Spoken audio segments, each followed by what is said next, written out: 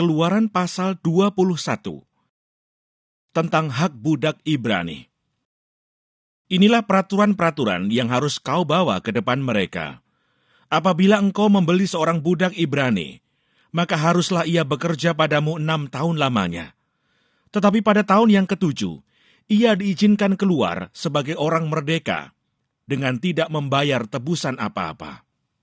Jika ia datang seorang diri saja, maka keluar pun ia seorang diri.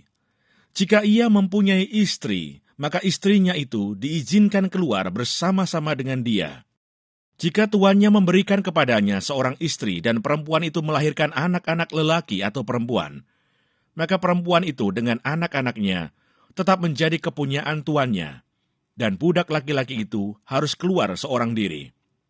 Tetapi jika budak itu dengan sungguh-sungguh berkata, "Aku cinta kepada tuanku, kepada istriku, dan kepada anak-anakku, aku tidak mau keluar sebagai orang merdeka," maka haruslah tuannya itu membawanya menghadap Allah, lalu membawanya ke pintu atau ke tiang pintu, dan tuannya itu menusuk telinganya dengan penusuk, dan budak itu bekerja pada tuannya untuk seumur hidup.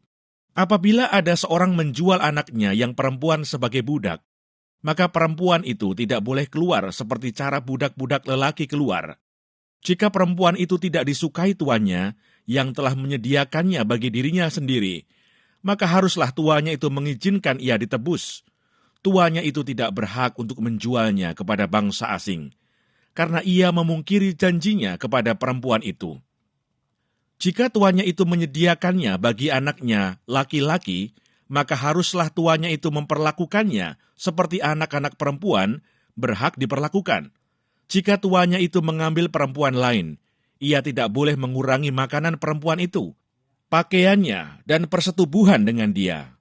Jika tuannya itu tidak melakukan ketiga hal itu kepadanya, maka perempuan itu harus diizinkan keluar dengan tidak membayar uang tebusan apa-apa.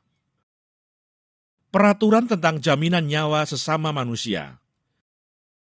Siapa yang memukul seseorang sehingga mati, pastilah ia dihukum mati. Tetapi jika pembunuhan itu tidak disengaja, melainkan tangannya ditentukan Allah melakukan itu, maka aku akan menunjukkan bagimu suatu tempat kemana ia dapat lari.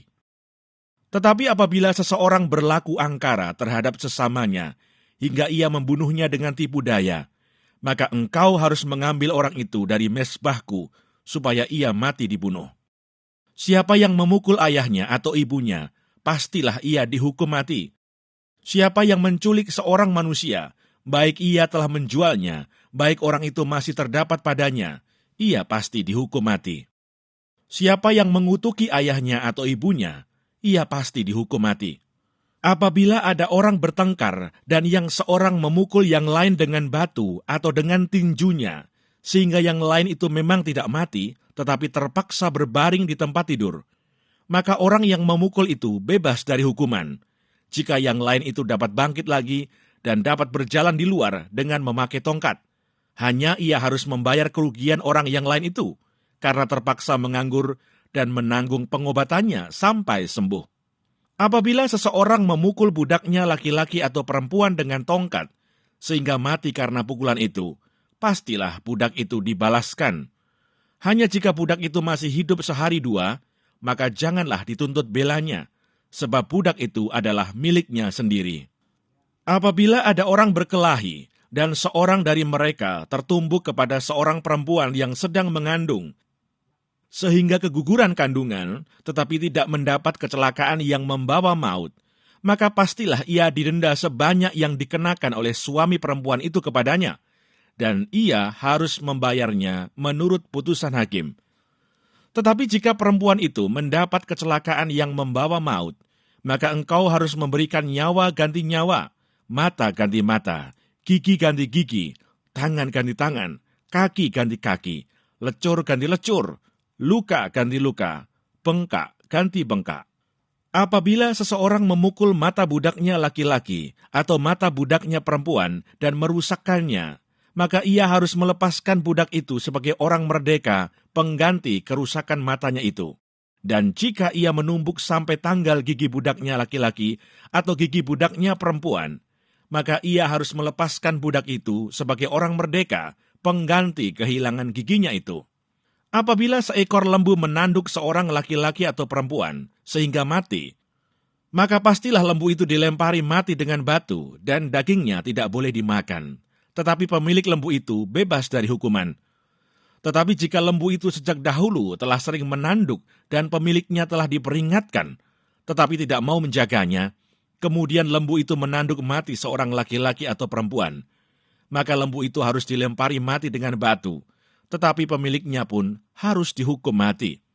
Jika dibebankan kepadanya uang pendamaian, maka haruslah dibayarnya segala yang dibebankan kepadanya itu sebagai tebusan nyawanya. Kalau ditanduknya seorang anak laki-laki atau perempuan, maka pemiliknya harus diperlakukan menurut peraturan itu juga. Tetapi jika lembu itu menanduk seorang budak laki-laki atau perempuan, maka pemiliknya harus membayar 30 sikal perak kepada tuan budak itu, dan lembu itu harus dilempari mati dengan batu. Apabila seseorang membuka sumur, atau apabila seseorang menggali sumur dengan tidak menutupnya, dan seekor lembu atau keledai jatuh ke dalamnya, maka pemilik sumur itu harus membayar ganti kerugian. Ia harus mengganti harga binatang itu dengan uang kepada pemiliknya, tetapi binatang yang mati itu menjadi kepunyaannya. Apabila lembu seseorang menanduk lembu orang lain sehingga mati, maka lembu yang hidup itu harus dijual, uangnya dibagi, dan binatang yang mati itu pun harus dibagi juga. Tetapi jikalau lembu itu terkenal telah sering menanduk sejak dahulu, dan walaupun demikian pemiliknya tidak mau menjaganya, maka ia harus membayar ganti kerugian sepenuhnya, lembu ganti lembu, tetapi binatang yang mati itu menjadi kepunyaannya.